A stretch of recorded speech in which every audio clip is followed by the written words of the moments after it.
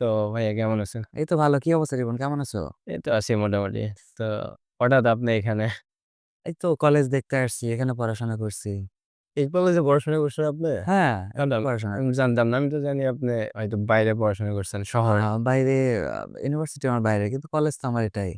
আ school, college সব আমার এলাকাতেই। আমি তো জানি আপনি আ চট্টগ্রাম ইউনিভার্সিটি থেকে পড়াশোনা করছেন। চট্টগ্রাম আমি আমি ইউনিভার্সিটি ভাবতাম থেকে। যে আপনি শেরপুর অথবা বগুড়া ইন্টারমিডিয়েট। না, না, আমি এই বঙ্গবন্ধু কলেজ থেকে সোনামুখীতে পড়াশোনা করছি। বিশ্বাসই হচ্ছে না।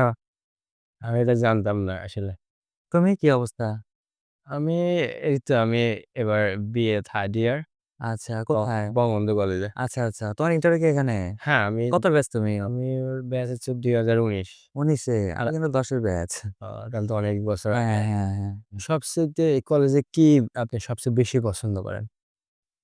এই কলেজের সবথেকে বেশি পছন্দ আমার পরিবেশ। পরিবেশ? শিক্ষকদের মানে একটা শৃঙ্খলা আছে এখানে। আর মানে অতিরিক্ত কঠোর না, আবার একেবারে নমনীয় না।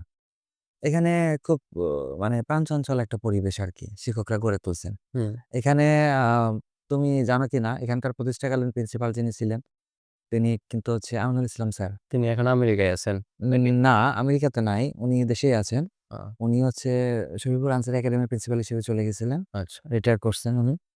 তারপরে আসছেন রাজ্জাক স্যার। ও আমাদের বাংলা শিক্ষক। আমরা কিন্তু বাংলা বিষয়ে আমি পড়াশোনা করছি। আচ্ছা। ঠিক আছে?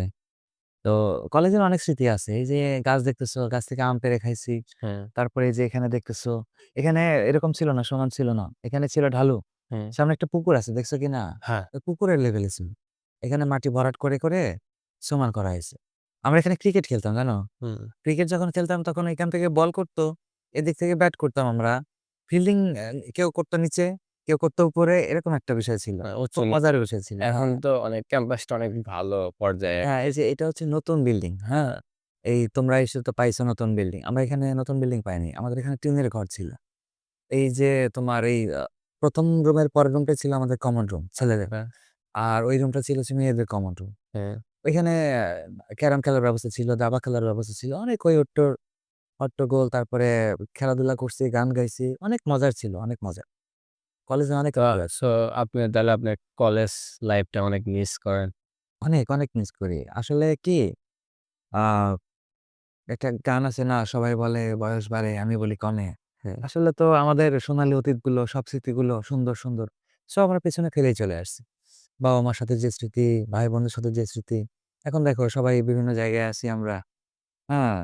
স্মৃতিগুলো আগেরই ভালো ছিল না? হ্যাঁ।